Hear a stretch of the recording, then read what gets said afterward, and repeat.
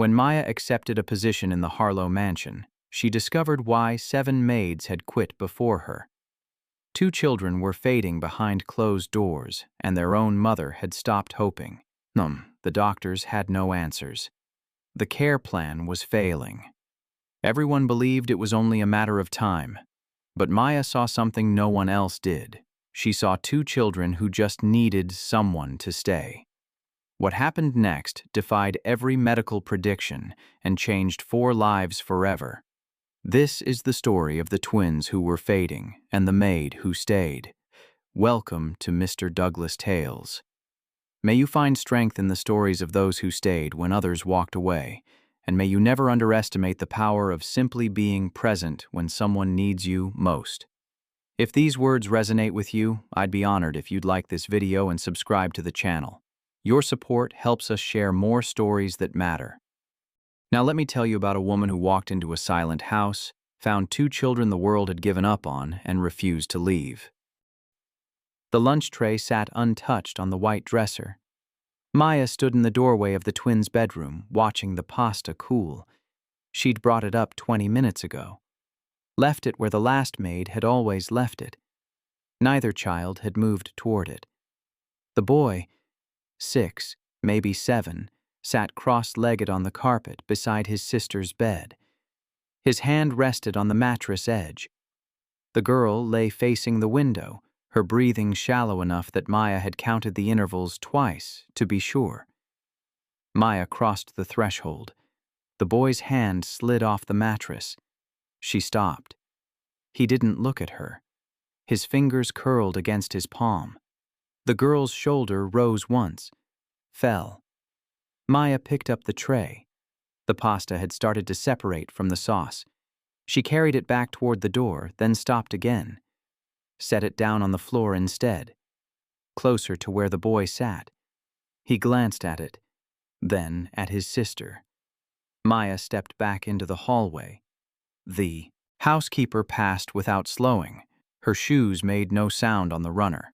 She'd been the one to show Maya the twins' floor that morning, pointed to the locked medication cabinet, the bathroom schedule taped inside the closet door, the list of foods they could eat. She hadn't mentioned the tray system, hadn't mentioned whether the children came down for meals or stayed up here. Maya returned to the doorway. The boy had moved closer to the tray, not touching it, just closer. The girl's breathing hadn't changed. Maya waited another 30 seconds, then walked to the service stairs. The kitchen would need to know if they'd eaten. Someone would ask. They always asked. The service hallway ran the length of the house, narrower than the main halls. The lighting dimmed near the back stairwell where the walls turned from cream to industrial gray. Maya had walked this route 4 times since arriving at 7 that morning. Each time she'd passed staff moving in the opposite direction, toward the main entrance, the garage, the cars waiting outside. No one had explained why. In the kitchen, the day chef stood at the island, portioning salads into glass containers. He didn't look up when Maya entered. They didn't eat, Maya said. He sealed the first container, reached for the second. You leave it where it goes? The dresser. Then you did your part. He finished the third container, stacked all of them into an insulated bag, zipped it. Mrs. Harlow takes lunch in her office, he said. You bring it up at 1:15, not before. Maya checked the wall clock. 12:40. The twins, not your call. He lifted the bag. 1:15. He left through the side door. It locked behind him. Maya stood in the empty kitchen. The espresso machine ticked as it cooled.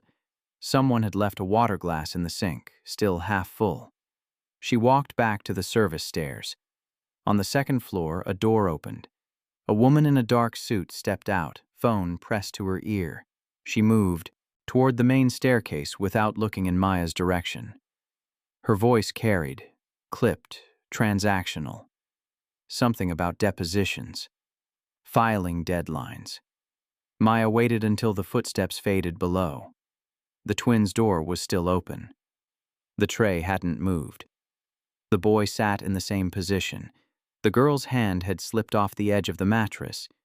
It hung in the space between the bed and the floor, fingers slightly curled.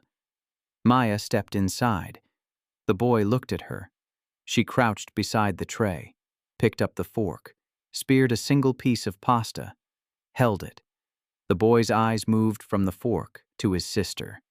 Maya set the fork down, rose, crossed to the bed. The girl's eyes were open, unfocused. Her lips were dry, the skin around her mouth pale in a way that made Maya's chest tighten. She touched the girl's shoulder. No response. She touched again, firmer. The girl's eyelids fluttered. Her gaze drifted toward Maya, then away. "Can you sit?" Maya asked. The girl didn't answer. Maya slid one hand beneath the girl's shoulders. Waited. The boy stood, moved closer to the bed. His hand hovered near his sister's arm but didn't touch. Maya lifted slowly. The girl's weight shifted forward. Her head drooped. Maya adjusted her grip, supporting the girl's back, and eased her upright against the pillows. The girl's breathing quickened. Maya stepped back. The boy climbed onto the bed beside his sister, sat with his shoulder against hers. Maya retrieved the tray, brought it to the bedside table. She picked up the fork again, lifted a small bite. The girl's eyes tracked the movement, but her mouth didn't open. Maya lowered the fork, set it on the tray. She poured water from the pitcher on the dresser into a plastic cup, brought it to the girl's lips. The girl turned her head. Maya held the cup steady, waited. The boy reached for it. His hand shook slightly. Maya let him take it. He brought it to his sister's mouth, tipped it carefully. Water spilled over her bottom lip. She swallowed, once, then again. The boy set the cup on the table. Maya returned the tray to the dresser. She straightened the blanket at the foot of the bed, smoothing the fabric where it had bunched. The girl's eyes closed. The boy stayed beside her, his hand now resting on her arm. Maya left the door open behind her. At 1:15, Maya carried the insulated bag to the third floor. Mrs. Harlow's office occupied the corner suite. The double doors were closed. Maya knocked twice. "Come." The voice was flat. Maya turned the handle. The office stretched wider than the twins' bedroom. Floor-to-ceiling windows lined two walls. A glass desk sat in the center, papers arranged in neat stacks. Mrs. Harlow stood beside the window, phone in hand, her back to the door. Maya set the bag on the side table near the door. "Leave it," Mrs. Harlow said without turning. Maya unzipped the bag, removed the containers, set them beside the sparkling water already waiting. "The twins didn't eat lunch." Mrs. Harlow's shoulders stiffened. She lowered the phone but didn't end the call. Turned. Her face was composed, makeup precise, the kind of control that made Maya aware of her own posture, the way her hands had stilled on the table edge. "Did you offer it correctly?" "I left it on the dresser. Then they chose not to eat." The phone buzzed in Mrs. Harlow's hand. She glanced at the screen. Her jaw tightened. "Is there something else?" Maya hesitated. The girl's face, pale, unfocused, flashed through her mind. The girl barely drank water. Mrs. Harlow's gaze sharpened. "Dr. Brennan comes Thursday. If there's a medical concern, he'll address it." "Thursday is 2 days away." The silence stretched. Mrs. Harlow set her phone on the desk, crossed her arms. "You've been here 6 hours, she said. "The last maid lasted 3 weeks. The one before that made it 8 days. Do you know why they left?" Maya didn't answer. "Because they asked too many questions." Mrs. Harlow picked up her phone again. The children have a care plan. It's managed by professionals. Your job is to follow the schedule, not interpret it." She turned back to the window. Maya zipped the empty bag, left the office, pulled the doors closed behind her. In the hallway, she stopped, pressed her palm against the wall. The wallpaper was textured, expensive. It gave slightly under her hand. She descended to the second floor. The twins' door was still open. Inside, both children slept. The boy had slumped sideways against his sister, his head resting on her shoulder. The girl's hand lay on top of his. Maya stepped inside, picked up the tray. The pasta had congealed. She carried it downstairs to the kitchen. No one was there. She scraped the food into the disposal, rinsed the plate, set it in the dishwasher. The schedule taped to the refrigerator listed her duties in 15-minute increments. 1:45 to 2, twins' bedroom linens check. 2 to 2:30, upstairs bathroom restock. 2:30 to 3, medication cabinet inventory. Maya checked the wall clock. 1:52. She returned to the twins' bedroom. The boy had shifted in his sleep. His arm now wrapped around his sister's waist. The girl's breathing remained shallow but steady. Maya pulled the spare blanket from the closet, draped it over both of them. The boy stirred but didn't wake. She checked the bathroom. 3 towels hung on the rack. She counted the toiletries on the counter. Toothbrushes, paste, a bottle of children's shampoo. Everything matched the inventory list. The medication cabinet was locked. A small keypad had been installed above the handle. Maya didn't have the code. She returned to the hallway. Tried the housekeeper's office on the first floor. The door was locked. She tried the kitchen. Empty. At 2:40, she walked back to the twins' room.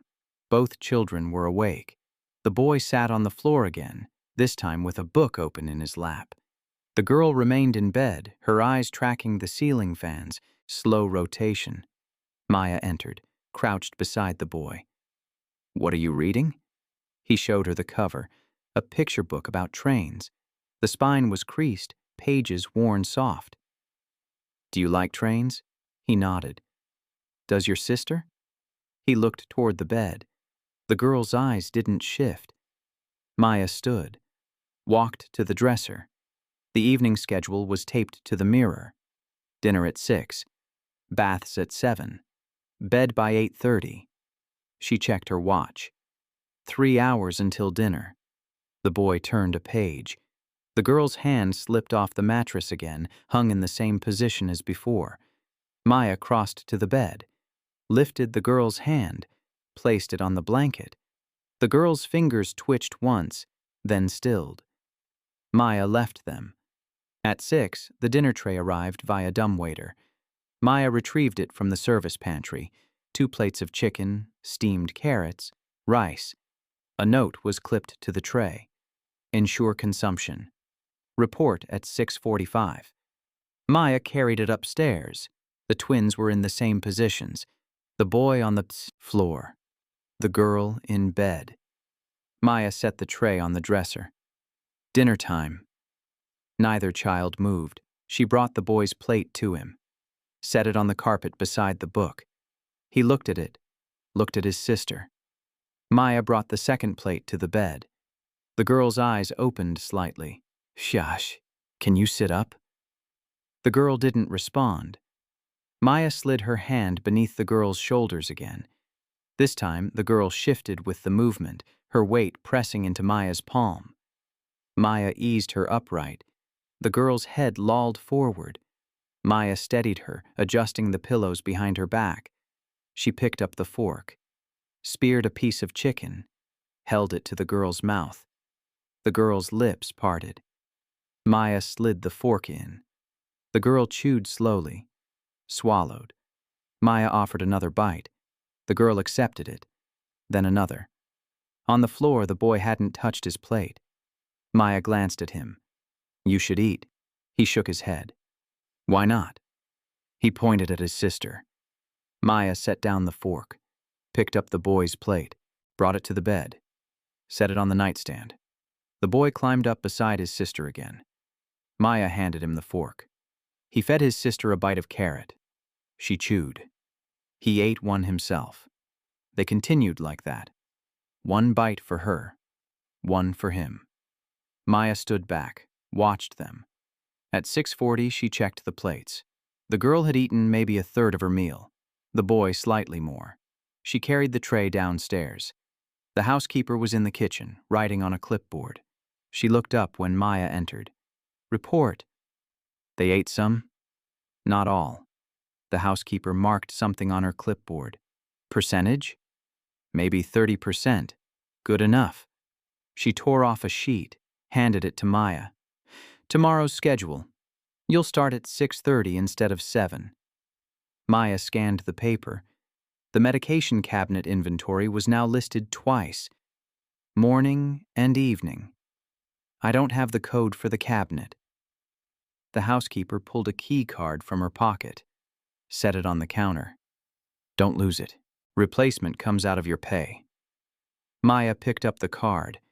It was blank except for a magnetic strip. What's in the cabinet? Medications. You inventory. You don't dispense. Dr. Brennan handles dosing. When does he come?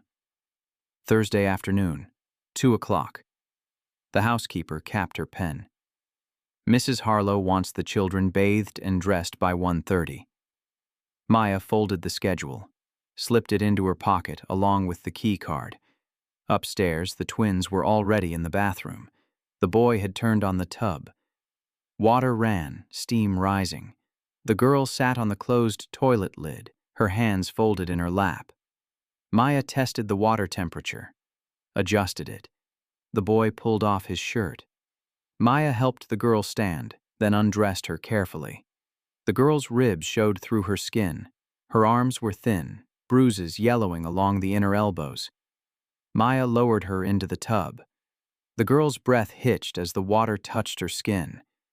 Maya waited until she settled, then wet a washcloth. The boy climbed in beside his sister, sat facing her. Maya washed the girl's back first. Gentle strokes. The girl's shoulders relaxed slightly. The boy reached for the soap. Maya handed it to him. He lathered his hands, washed his sister's arms while Maya rinsed her hair. When they finished, Maya wrapped the girl in a towel, carried her to the bedroom, dressed her in clean pajamas. The boy dried himself, dressed without help. Maya tucked the girl into bed. The boy climbed in beside her again. You have your own bed, Maya said. The boy shook his head. Maya pulled the blanket over both of them, turned off the overhead light, left the bedside lamp on. At 8:30, she checked on them one last time. Both asleep. The boy's arm around his sister, the girl's hand resting on his. Maya descended to her own room, a small space off the kitchen. A twin bed, a dresser, a single window overlooking the service drive. She sat on the bed, pulled out the schedule, read through tomorrow's tasks. 6:30. Wake. 6:45. Check twins. 7. Breakfast tray. 7:30. Medication inventory. She folded the paper, set it on the dresser. Through the wall, she heard footsteps. A door closing. Then silence. The next morning, Maya arrived at the twins' room at 6:45. The girl was awake, staring at the ceiling. The boy still slept beside her. Maya approached the bed. Good morning? The girl's eyes shifted toward her. No other response. Maya checked the girl's forehead, warm but not feverish. She smoothed the blanket, then left to retrieve breakfast. The tray was already waiting in the dumbwaiter. Oatmeal, sliced bananas, orange juice. Maya brought it upstairs, set it on the dresser. The boy had woken. He sat up, rubbing his eyes. Maya brought the oatmeal to the bed. The girl accepted 3 bites before turning away. The boy finished his portion, then drank both glasses of juice. At 7:30, Maya used the key card on the medication cabinet. Inside, 4 prescription bottles, each labeled with one of the twins' names. She checked the labels against the inventory list, counted the pills in each bottle, recorded the numbers on the form. All matched. She locked the cabinet, returned the key card to her pocket. The rest of the morning followed the schedule.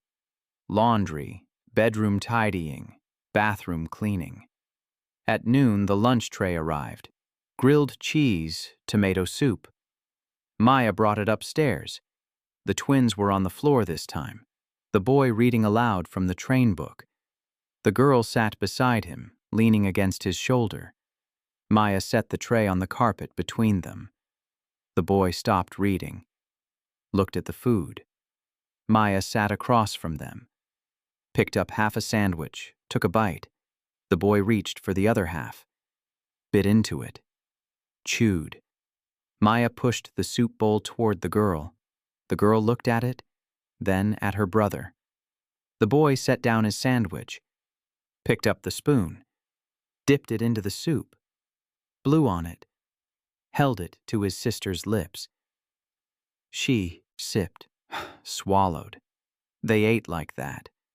The boy alternating between his sandwich and feeding his sister soup. The girl accepting every spoonful he offered. When they finished, Maya carried the tray downstairs. The housekeeper was in the kitchen again. Report. They ate everything. The housekeeper marked her clipboard, nodded. Good. Maya returned upstairs. The twins had moved back to the bed. The boy was reading again. The girl's eyes were closed. Maya checked the time. 1 o'clock. Dr. Brennan would arrive tomorrow. She spent the afternoon following the schedule, restocking, inventorying, checking. At 6, she brought dinner. The twins ate together again, the boy feeding his sister between his own bites. At 7, she bathed them. At 8:30, she tucked them in. The girl's breathing had changed, faster, shallower. Maya stayed in the doorway longer than necessary, watching the rise and fall of the blanket, the boy's hand on his sister's arm. Then she left. Thursday morning, Maya woke at 5:30. She dressed quickly, climbed the stairs to the second floor. The twins' door was open. Inside, the boy sat on the edge of his sister's bed, his hand pressed to her forehead. The girl's face was flushed. Her chest rose and fell rapidly. Maya crossed the room, touched the girl's cheek. Hot.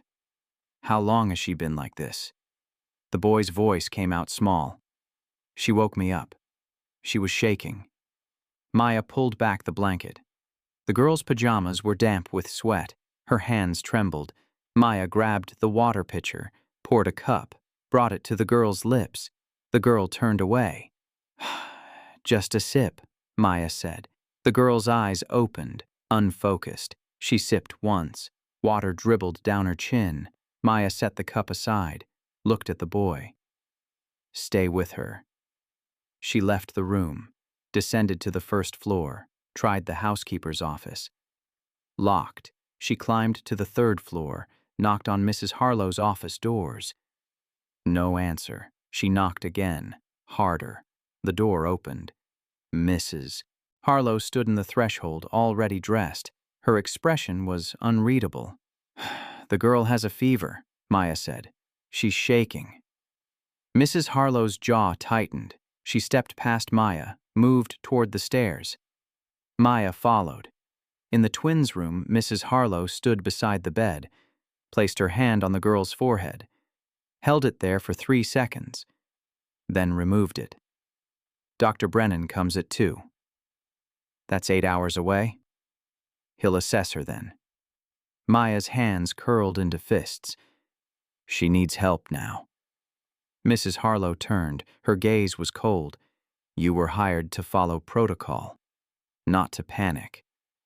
I'm not panicking. I'm telling you she's sick. And I'm telling you the doctor will handle it. Mrs. Harlow walked toward the door, stopped. Give her fluids. Keep her comfortable, that's all. She left. Maya stood frozen. The boy looked up at her, his eyes wet. Is Mama going to call the doctor early? Maya's throat tightened. I don't know. She returned to the bed, soaked a washcloth in cool water, pressed it to the girl's forehead. The girl's eyes fluttered but didn't open. Maya stayed there, re-soaking the cloth every few minutes. The boy sat beside her, his hand on his sister's arm. At 7, the breakfast tray arrived. Maya brought it up. Neither twin ate. At 8, the girl's shaking worsened. Maya tried the water again. The girl drank half a cup before turning away. At 9, Maya checked the medication cabinet. She read each label carefully. None indicated fever treatment. She returned to the bed. The girl's breathing had grown ragged. The boy leaned closer. Is she going to be okay? Maya didn't answer. She couldn't. At 10, she heard footsteps in the hallway. Mrs. Harlow appeared in the doorway, phone in hand. Dr. Brennan is coming at 11 instead of 2. Maya's shoulders dropped. Thank you. Mrs. Harlow didn't respond. She turned and left. Maya sat on the edge of the bed. The boy climbed into her lap. She wrapped her arms around him, felt his heartbeat against her chest. At 11:15, Dr. Brennan arrived. He was older, gray-haired, carrying a leather bag. He nodded to Maya, then approached the bed. How long has she been feverish? Since early this morning. Maybe earlier. Her brother noticed first. Dr. Brennan set his bag on the nightstand, pulled out a thermometer, placed it under the girl's tongue, waited. It beeped. He checked the reading. His expression didn't change.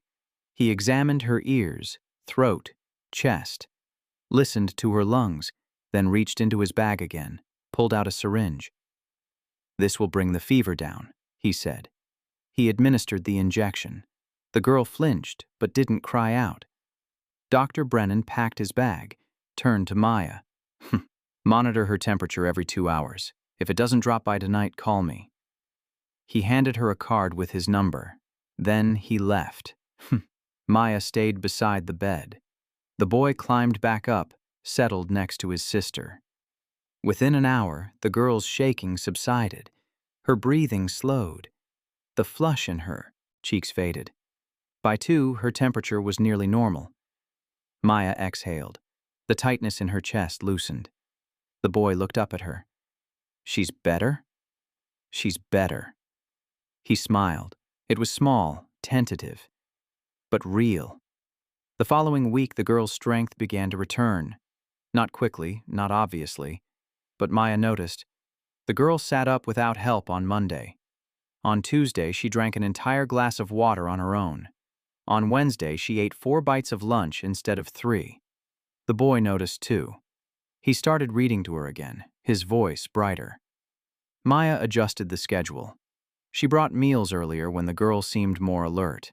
She extended bath time when the girl wanted to stay in the water longer. She ignored the rigid inventory checks when the twins needed something else. No one said anything. The housekeeper stopped asking for reports. Mrs. Harlow didn't visit the twins' floor. On Friday, the girl spoke. Maya was changing the bed sheets. The boy was at the window, pointing out a bird. The girl turned her head. What kind? Her voice was hoarse, barely audible, but clear. The boy spun around. You talked. The girl's lips curved slightly, not quite a smile, but close. Maya set down the sheet, crossed to the bed. How do you feel? The girl considered the question. Tired. That's okay. You're getting stronger. The girl's eyes met hers. Held. Maya smoothed the blanket. Do you want to sit by the window? The girl nodded. Maya lifted her carefully, carried her to the chair by the window. The boy pulled over the ottoman, helped position his sister's feet. They sat together, watching the bird, saying nothing. Maya finished the bed. When she turned back, the girl had fallen asleep in the chair. The boy sat on the ottoman, his head resting against his sister's knee. Maya covered them both with a blanket. Dr. Brennan returned the following Thursday.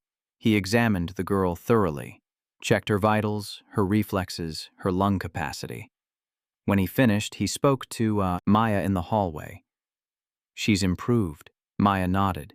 Significantly. He closed his bag. Whatever you're doing, keep doing it. He left without speaking to Mrs. Harlow.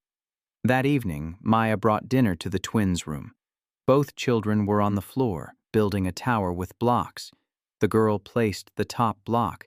It wobbled. The boy steadied it. The tower held. They both looked at Maya. She smiled, set down the tray. They ate together, all 3 of them, on the floor, the schedule forgotten. 3 weeks later, the girl walked. Not far, just from the bed to the bathroom. But she walked. The boy held her hand the entire way. Maya followed 2 steps behind, ready to catch her if she fell. She didn't fall. At the bathroom door, the girl stopped, turned, looked at Maya. "Thank you." 2 words. Quiet, but enough. Maya's throat tightened. She nodded. The girl continued into the bathroom. The boy helped her. Maya waited outside. When they emerged, the girl walked back to bed on her own. Slower, but steady. That night, for the first time, the boy slept in his own bed. Maya checked on them before leaving. Both were asleep. The girl's hand reaching across the space between the beds. The boy's hand stretched toward hers. Not touching, but close. Mrs. Harlow summoned Maya to her office the next morning. Maya climbed the stairs, her chest tight.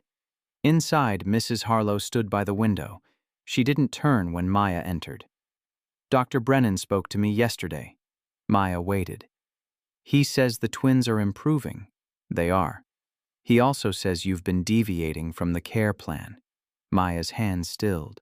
"I've been following their needs. Their needs are outlined in the plan. You don't decide what those are." The plan wasn't working.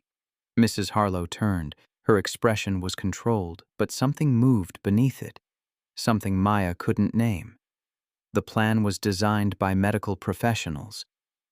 The plan was designed for compliance, not recovery. The silence stretched. Mrs. Harlow crossed to her desk, sat, folded her hands. "You've been here 5 weeks. The previous maid lasted 3. The one before that, 8 days. Do you know what they all had in common?" Maya didn't answer. They thought they knew better. Mrs. Harlow's gaze sharpened. They questioned. They adjusted. They ignored protocol, and when the children worsened, they left. The children aren't worsening. Not yet. Maya's jaw tightened. "You don't believe they can get better." Mrs. Harlow's face hardened. "I believe in managing expectations. The doctors have been clear. The prognosis is they're walking, they're eating, they're talking. For now." The words landed like a blow. Maya stepped forward. "What happens when they're fully recovered? What happens when they don't need the plan anymore?" Mrs. Harlow stood. "That won't happen. You don't know that." "I know enough." She picked up a folder from her desk, handed it to Maya. "These are the updated care guidelines. You'll follow them." "Exactly. No deviations, no exceptions." Maya took the folder, didn't open it. "If you can't comply," Mrs. Harlow continued, "you're welcome to leave. I'll have your severance processed by end of day." Maya held her gaze. "I'm not leaving." Mrs. Harlow's expression flickered. "Then follow the plan." Maya left the office, descended to the 2nd floor. In the twins' room, both children were awake. The girl sat at the small table by the window, the boy beside her. They were drawing. Maya set the folder on the dresser without opening it. She pulled up a chair, sat with them. The girl slid a piece of paper toward her. "This is for you." Maya looked at the drawing. 2 stick figures holding hands, a 3rd figure standing beside them. "That's us," the boy said. "And you." Maya's chest tightened. She folded the paper carefully, slipped it into her pocket. "Thank you." They kept drawing. Maya stayed. The improved care plan arrived 2 days later. Maya read it in the kitchen. The housekeeper watched from across the room. The new schedule was tighter. Meals at exact times, medications logged hourly, physical activity limited to 15 minutes per day, all deviations to be reported immediately. Maya set down the paper. "This will set them back," the housekeeper shrugged. "Not your decision. They're finally getting better." Mrs. Harlow doesn't agree. Maya's hands curled. "Has she even seen them lately?" The housekeeper didn't answer. Maya returned to the twins' room. Both children were napping. The girl in her bed. The boy in his. She looked at the schedule in her hand, then at the children. She folded the paper, slipped it into the dresser drawer beneath the old schedule, closed the drawer. Over the next week, Maya followed her own pattern. She brought meals when the children were hungry, She inventoried medications but didn't restrict activity.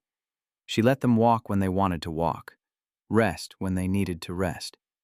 The housekeeper stopped asking for reports. Mrs. Harlow didn't summon her again. On the 8th day, Maya found the drawer open. The new schedule was gone. She checked the dresser, the closet, the bathroom. Nothing. At noon, the housekeeper appeared in the doorway. Mrs. Harlow wants to see you. Maya's stomach dropped. She climbed to the 3rd floor. Inside the office, Mrs. Harlow sat at her desk. The new schedule lay in front of her. You didn't implement the updated plan. Maya stood still. No. Why not? Because it would hurt them. Mrs. Harlow's jaw tightened. She stood, walked to the window. For a long moment, she said nothing. Then, the twins' condition is degenerative. It doesn't improve. It stabilizes at best. More often, it worsens. Maya's throat tightened. They're not worsening. Not yet. Mrs. Harlow turned. But they will. And when they do, you'll blame yourself. You'll think you didn't do enough. Didn't try hard enough. And you'll leave. Just like the others. I won't. You don't know that. Neither do you. The silence stretched. Mrs. Harlow returned to her desk. Sat. Dr. Brennan is coming tomorrow. He'll make the final assessment. If he agrees with you, we'll continue as you've been doing. If he doesn't, she paused, you'll follow the plan. Or you'll leave. Maya nodded. Understood. She left the office. Dr. Brennan arrived at 2 the next afternoon. He examined both twins thoroughly, measured their vitals, tested their reflexes, asked them questions. The girl answered every one. The boy demonstrated his improved coordination by stacking blocks without dropping them. When Dr. Brennan finished, he gestured for Maya to join him in the hallway. Their progress is remarkable. Maya exhaled. So they can continue as they have been? Dr. Brennan hesitated. Medically, yes, but I need to be clear. This condition doesn't reverse. What you're seeing is stabilization, possibly temporary. But they're improving. They're responding to consistent care. That's not the same as recovery. Maya's chest tightened. What's the difference? Recovery implies cure. This is management. The best-case scenario is that they maintain this level of function. The reality is that most children with this diagnosis decline within 6 to 12 months. Maya's hand stilled. Most. Not all. No. Not all. He closed his bag. But I don't want you to build false hope. Hope isn't false if it keeps them moving forward? Dr. Brennan studied her. You care about them? Yes. That's good, but it won't change the outcome. He left. Maya stood in the hallway. Her pulse hammered in her ears. She returned to the twins' room. Both children looked up when she entered. What did the doctor say? The boy asked. Maya sat on the edge of the bed. He said you're doing well. The girl tilted her head. But? Maya hesitated. But you need to keep working hard. We will, the boy said. The girl nodded. Maya smoothed the blanket. I know. That evening, Mrs. Harlow appeared in the twins' doorway. Both children were in bed. Maya stood at the dresser, organizing the next day's clothes. Mrs. Harlow stepped inside, approached the beds. She looked at the girl first, then the boy. Her expression was unreadable. Dr. Brennan spoke to me. The twins said nothing. He says you've improved. The girl nodded. The boy reached for his sister's hand. Mrs. Harlow's gaze shifted to Maya. He also says it may not last. Maya's jaw tightened. Mrs. Harlow turned back to the children. So we'll continue as we have been. For now. She left without another word. The boy looked at Maya. What does she mean, for now? Maya crossed to the bed. Sat. It means we keep doing what we're doing. And then? And then we'll see. She tucked them in, turned off the light. In the doorway, she paused. looked back. Both children were already asleep, the girl's hand in her brother's. Maya pulled the door closed. 3 months later, the twins no longer needed help walking. The girl moved slowly but steadily. The boy stayed beside her, matching her pace. They ate meals in the kitchen now, sat at the small table near the window. Maya joined them. The housekeeper watched but said nothing. Mrs. Harlow didn't visit. On a Tuesday in late spring, Maya brought the twins outside for the first time. They stood on the back terrace, the sun warm on their faces. The girl tilted her head back, eyes closed. The boy gripped the railing, staring at the garden. "Can we go down there?" he asked. Maya looked at the stone steps leading to the lawn. 12 steps. Steep. "Not today." The boy's face fell. The girl touched his arm. "Tomorrow?" Maya hesitated, then nodded. "Tomorrow." The next day they descended the steps together. Maya held the girl's hand. The boy held his sister's other hand. At the bottom, the girl stopped, looked back up at the house. "We did it." The boy grinned. They walked to the garden, sat on the bench beneath the oak tree. The girl leaned against her brother. The boy leaned against Maya. They stayed there for an hour, saying nothing, just being. In June, Dr. Brennan returned for a scheduled visit. He examined the twins in the garden. They walked for him without assistance, answered his questions without hesitation. When he finished, he spoke to Maya alone. "I don't understand it." Maya waited. Their scans from 6 months ago showed significant degeneration. By all projections, they should be worse, not better. But they are better. Yes. He shook his head. "I've never seen this." "Does it matter why?" He looked at her. "Scientifically, yes. Clinically, no." He paused. "Whatever you're doing, don't stop." Maya nodded. Dr. Brennan left. Maya returned to the garden. The twins were lying in the grass, staring at the clouds. The girl pointed at one shaped like a rabbit. The boy argued it looked more like a dog. Maya sat beside them, looked up. It looked like a cloud, but she didn't say so. That evening, Mrs. Harlow came to the garden. Maya saw her standing on the terrace, watching. The twins didn't notice. They were collecting stones near the fountain. Maya stood, walked toward the terrace. Mrs. Harlow descended the steps, met her halfway. Dr. Brennan called. Maya's chest tightened. "And?" "He can't explain their progress." "Does he need to?" Mrs. Harlow's gaze moved to the twins. "He wants to run more tests, to understand what's happening." "Will it help them?"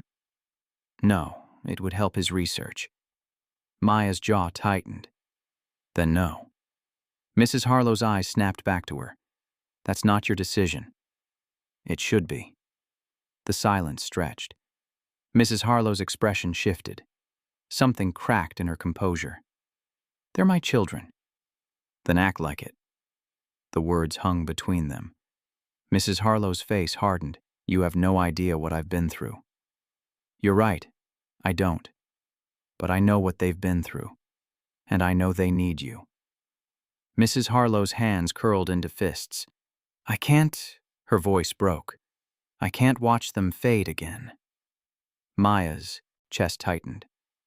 "They're not fading. Not now, but nothing. They're here. Right now. And they need their mother." Mrs. Harlow looked at the twins. The girl had found a smooth stone. She showed it to her brother. He took it, examined it, handed it back. Mrs. Harlow's shoulders dropped. "What if I lose them?" "You already have." The words were quiet, but they landed. Mrs. Harlow's breath hitched. She pressed her hand to her mouth. Maya stepped closer. "You can get them back, if you try." Mrs. Harlow lowered her hand, stared at the twins. Then she walked toward them. The children looked up as she approached. The girl held out the stone. "Look what I found." Mrs. Harlow crouched, took the stone, turned it over in her palm. "It's beautiful." The girl smiled. Mrs. Harlow stayed there, in the grass, with her children. Maya returned to the terrace, watched from a distance. Over the following weeks, Mrs. Harlow began visiting the twins daily. At first, the visits were brief. She'd sit with them for 10 minutes, then leave. But gradually, the visits lengthened. She started joining them for meals, reading to them before bed, walking with them in the garden. The twins responded cautiously at first, then warmed. By July, they were laughing together. Maya watched from the edges, her roles shifting. One evening, Mrs. Harlow found her in the kitchen. "I need to ask you something." Maya set down the dish she was washing. Mrs. Harlow hesitated. "Why did you stay?" Maya considered the question. "Because they needed me. The others needed them too. But they left. I'm not the others." Mrs. Harlow studied her. "No, you're not." She left. Maya returned to the dishes. In August, Dr. Brennan conducted another examination. This time, Mrs. Harlow was present. She sat beside the twins while Dr. Brennan checked their vitals, asked questions, recorded results. When he finished, he smiled. "They're thriving." Mrs. Harlow's breath caught. "Truly?" "Truly. Their scans show no further degeneration. Some markers have even improved." Mrs. Harlow pressed her hand to her mouth. Tears welled in her eyes. The twins looked at each other, then at their mother. The boy reached for her hand. She took it, held tight. Dr. Brennan packed his bag. "I'll be back in 3 months, but honestly, I don't expect any issues." He left. Mrs. Harlow pulled both twins into her arms, held them. Maya stepped into the hallway, gave them space. A week later, Mrs. Harlow summoned Maya to her office. Maya climbed the stairs, unsure what to expect. Inside, Mrs. Harlow stood by the window. She turned when Maya entered. "I've been thinking about your role here." Maya's stomach tightened. "The twins don't need a maid anymore. They need a nanny, someone permanent." Maya's breath caught. "I'd like that to be you, if you're willing." Maya's throat tightened. "I'm willing." Mrs. Harlow nodded. "Good." She handed Maya an envelope. "Your new contract, along with a raise." Maya took the envelope, opened it. The salary was triple what she'd been earning. "This is too much."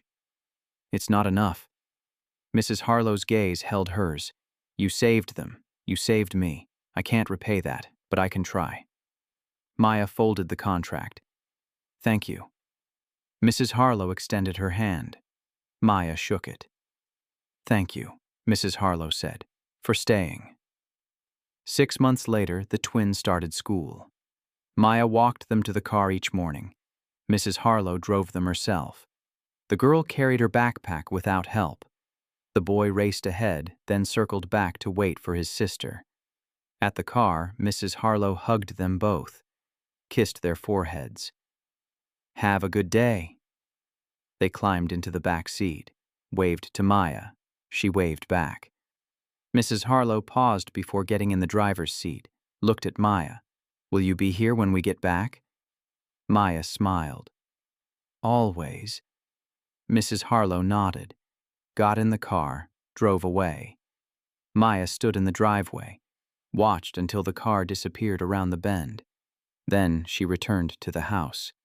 The twins' room was quiet now, beds made, toys organized. She picked up the drawing they'd made months ago, the 3 stick figures holding hands. It hung on the wall now, framed. Maya touched the glass, smiled. Then she left, closed the door behind her. Years later, Maya still worked for the Harlow family. The twins were teenagers now, healthy, thriving. The girl played piano. The boy ran track. Mrs. Harlow had remarried, a kind man who adored the children. The house was full of noise now, laughter, life. Maya's role had evolved. She was less a nanny, more family. On a spring afternoon, she found Mrs. Harlow in the garden. "They want to throw you a birthday party," Mrs. Harlow said. Maya smiled. "They don't have to. They want to. And honestly, so do I." Mrs. Harlow stood, crossed to Maya, took her hands. You gave me back my children, my life. I can never repay that. Maya squeezed her hands. You already have. They stood together, the sun warm on their faces. In the distance, the twins' laughter echoed from the house. Mrs. Harlow smiled. They're calling for you. Maya nodded. I hear them. She walked toward the house, toward the laughter, toward home. Behind her, Mrs. Harlow watched, grateful. Maya stepped inside. The twins rushed toward her, pulling her toward the kitchen where a cake waited. She let them lead her, and she stayed.